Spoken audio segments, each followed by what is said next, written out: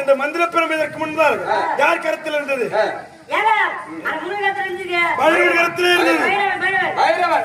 அவன் வந்தால் சும்மா விடுவானா?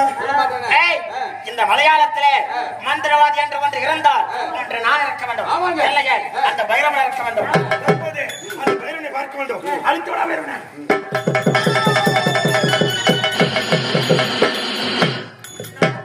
எப்படி அவனை நீராடி விட்டோம்.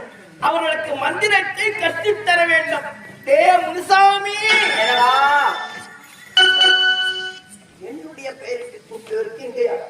கந்தசாமி, பைரவா, முச்சாமி கந்தசாமி, முச்சாமி கந்தசாமி, முச்சாமி உன்னிடத்திலே முனுசாமி கந்தசாமி என்று ஓடி வந்தவ நாங்களே. அதில் ஒருவன் நான். ஏண்டாப்பா எங்க பெயரை மாற்றி சொன்னீங்க? காரணம் இருக்கின்றது. உன்னிடத்திலே மந்திரங்களை கற்க வேண்டும் என்பதற்காக எங்களுடைய பெயரையும் விலாசத்தை மாற்றிக் கொண்டு வந்தோம். அப்படியா? இப்பொழுது மட்டும் இந்த மந்திரத்தை கற்றுக்கொண்டோம் என்ற உனக்கு தைரியமா? உனக்கு தைரியமா? ஆமா. எழுதி வைக்கிற மந்திரக்கோள்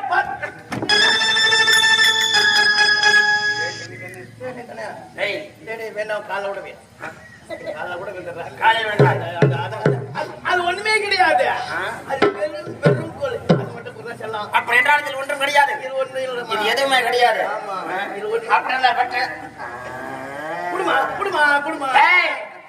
என்னம்மா நீ உரைக்க சரி என்று உரைக்க நான் ஒன்னும் வர சொல்ற பாப்பா கிடையாது.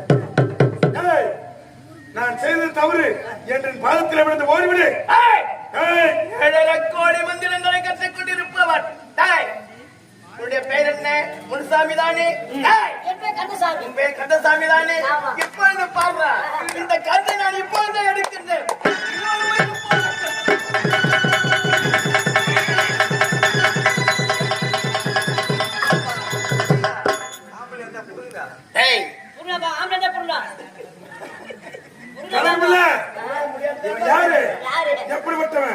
முன்புதான் மந்திரவாதி. இந்த மந்திர பரம்பை கருத்திலே இல்லாத இவன் எப்படிப்பட்டவன் தெரியுமா? உடலிலே உயிரில்லை என்றால் அவன் எதற்கு சமானம்? அப்படி பிணத்துக்கு சமானம். சட்ட பாம்பை அடிக்கும் வழக்கம் கிடையாது. பாதத்தில் விழுந்து ஓட முடியுமா? முடியாதா?